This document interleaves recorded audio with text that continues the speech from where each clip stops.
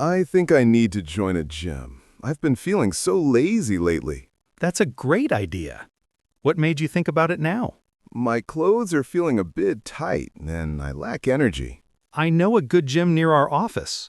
It's affordable and clean. Really? Could you come with me for the first time? I'm a bit nervous. Of course.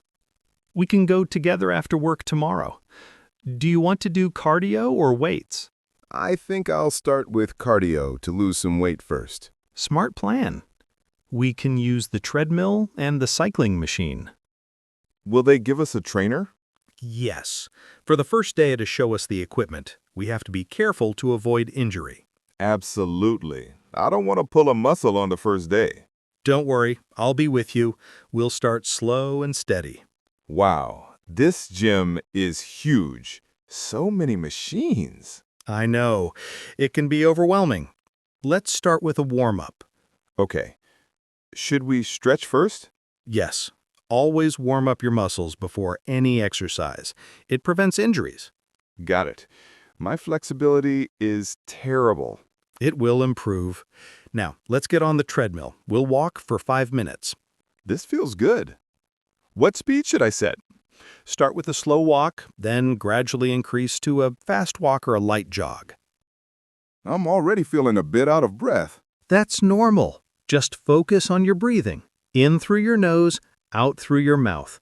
How long should I do this for? Aim for 20 to 30 minutes for a good cardio session. I can do that. What after this? We can try some lightweight machines for your arms and legs. I hope I can sleep well tonight after all this exercise. Oh, you will. Exercise really improves sleep quality. Whew, that was a tough session today.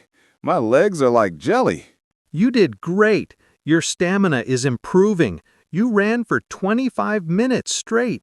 Thanks. I couldn't even run for 5 minutes last month. How much weight did you lift? I increased my bench press by 5 kilograms. I'm feeling strong. That's awesome. You're making fantastic progress. Are you sore? A little bit, but it's a good sore. It means the muscles are growing. I need to drink a lot of water today. I'm dehydrated. Definitely. Hydration is key for recovery. Let's have a protein shake. Good idea. It will help repair our muscles. Remember to stretch again before we leave. It reduces muscle stiffness. Okay. I don't want to be unable to walk tomorrow. I'm feeling frustrated. My weight hasn't moved for 2 weeks. That's called a plateau. It happens to everyone. Your body has adapted. So what should I do? I'm doing the same workouts. You need to change your routine. Maybe try high-intensity interval training, or HIIT. HIIT? What's that? It's where you do short bursts of intense exercise followed by short rest periods. It's great for breaking plateaus. Okay, I'm willing to try anything. Will you show me? Sure, we can do a session together on Saturday. It's brutal, but effective. I'm scared, but excited. Maybe I should also look at my diet again. That's a very good point. Fitness is 80% diet and 20% exercise. I need to start meal prepping. I end up ordering unhealthy food when I'm tired. Meal prepping is a game changer. Let's plan for the week. What do you want for lunch? Something with lean protein and lots of vegetables. Maybe grilled chicken and broccoli? Perfect. We can marinate the chicken in herbs and lemon juice. It's low in calories and high in flavor. What about carbs? Should we avoid them? No, we need carbs for energy. We can have brown rice or quinoa. They are complex carbs. Okay, brown rice it is. How do we cook it so it doesn't get dry? We'll use the right amount of water and let it steam. For snacks, we can cut up apples and carrots. And for breakfast, I usually just have toast. We can make overnight oats. It's easy, and we can prepare it for the whole week. This sounds like a lot of work, but it will save time during the week. Exactly. We'll spend 2 hours on Sunday and be set for the next 5 days. What should we make for dinner tonight? I'm in the mood for fish. Great! Fish is an excellent source of omega-3 fatty acids. Let's bake some salmon. Okay, what do we need? salmon fillets, lemon, garlic, asparagus, and some olive oil. I'll preheat the oven to 200 degrees Celsius. Good. Now let's season the salmon with salt, pepper, and minced garlic. Should I put the lemon slices on top? Yes, that will keep it moist and add flavor. Now let's toss the asparagus in a little olive oil. How long does it need to bake? About 15 to 20 minutes until the salmon is flaky. This is such a simple and healthy meal. It smells amazing. I love how healthy food can be so delicious. See? You don't need heavy sauces to make food taste good. My cousin is on a keto diet and has lost so much weight. Keto is very low in carbs and high in fat. It works for some people, but it's very restrictive. What diet do you think is the best? I don't believe in trendy diets. I think a balanced diet is the most sustainable. What does a balanced diet include? A good mix of protein, healthy fats, complex carbohydrates, and lots of fiber from fruits and vegetables. So, no sugar at all? It's okay to have sugar in moderation. Completely depriving yourself can lead to cravings. That makes sense. I think I'll just focus on eating whole foods. That's the best approach. Eat food, not too much, mostly plants. I have a terrible headache. How much water have you drunk today? Not much, just 1 cup of coffee. That's the problem. You're dehydrated. Here, drink this water. You're probably right. I always forget to drink water. You should keep a water bottle on your desk. Aim for at least 8 glasses a day. Does tea count towards water intake? Yes, but water is the best. Your skin will also look better if you're well hydrated. Okay, I'll make more of an effort. My headache is already getting better. I have such a strong craving for chocolate cake right now. I know the feeling, but remember how good you felt after your workout this morning. I know, but the craving is so powerful. Sometimes thirst feels like hunger. Drink a large glass of water first. Okay, that helped a little. If you're still hungry, have a piece of fruit. The natural sugar might satisfy you. I have an apple. I'll have that. Thanks for talking me down. Anytime. It's all about making better choices, one at a time. I feel so guilty. I ate pizza, burgers, and ice cream yesterday. Don't feel guilty. It was just one day. A cheat day is good for your metabolism. Really? I feel like I ruined all my progress. Not at all. Just get back to your healthy routine today. One bad day doesn't define you. You're right. I'll have a healthy breakfast and go for a run. That's the spirit. Fitness is a marathon, not a sprint. I'm really stressed about my finals. I feel like I'm not retaining anything I read. That's a common problem. Have you tried changing your study method? Not really. I just keep reading the same chapters over and over. Well, you might want to try active recall instead of passive reading. What's active recall? It's where you read a page, then close the book and try to write down or explain what you just learned. It's much more effective. That sounds like it could work. But I also get distracted so easily. In that case, why don't you try the Pomodoro technique? What's that?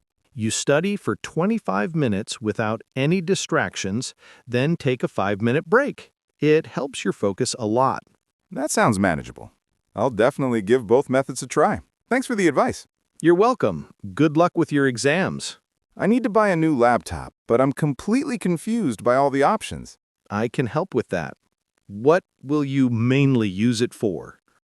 Mostly for work, browsing, and watching movies. Nothing too heavy like gaming.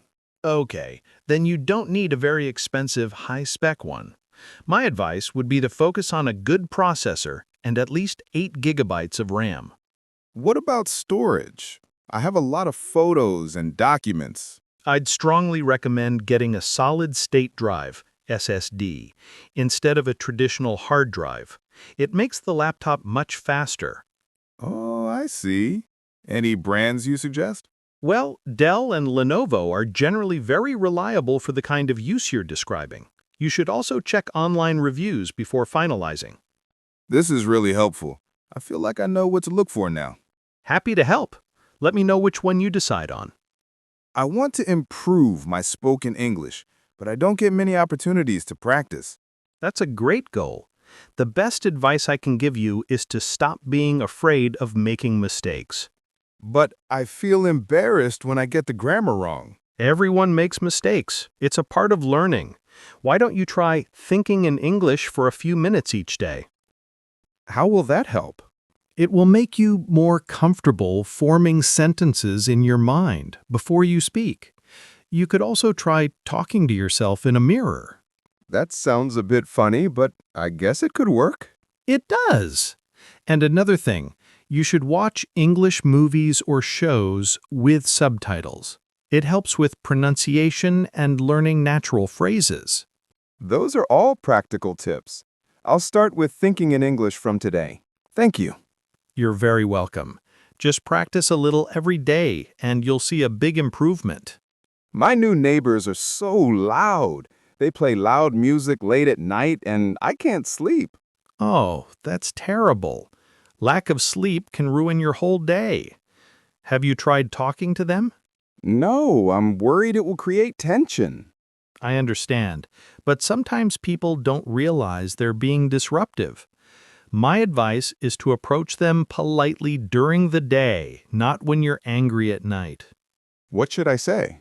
You could say something like, "I know you probably don't realize it, but the sound carries at night, and it's been difficult for me to sleep. Would it be possible to keep it down after 10 p.m.?" That sounds polite and reasonable. What if that doesn't work? Well, if talking doesn't work, you might have to consider speaking to your building manager or landlord. But always try a friendly conversation first. You're right. Avoiding the problem won't solve it. I'll talk to them this weekend. Good plan. I hope it works out. I have a small balcony, and I'd love to start growing some plants. Do you have any tips? Absolutely. Gardening is a wonderful hobby. First, you should figure out how much sunlight your balcony gets. It gets about 4 to 5 hours of direct sun in the afternoon. Perfect! That's great for many herbs and flowers. My advice for a beginner is to start with easy plants like tulsi, holy basil, mint, or marigolds. I'd love to grow herbs. What about pots? Make sure your pots have drainage holes at the bottom. If they don't, the roots can rot from too much water. I wouldn't have thought of that. How often should I water them? A common mistake is overwatering. Don't water on a fixed schedule. Instead, check the soil by touching it. If the top inch is dry, then water it thoroughly. This is fantastic advice. It seems less intimidating now. I'll go to the nursery this weekend. Great! Start small, and you can always add more plants later. Happy gardening! I need you to run the Q3 reports and get them to the stakeholders by EOD. Sure, I can do that.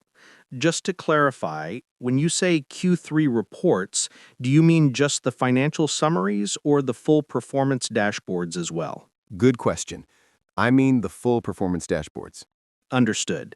And by stakeholders, could you specify who exactly should be on the distribution list? I want to make sure I don't miss anyone. Yes, please send it to the department heads and the project management team. Okay, got it.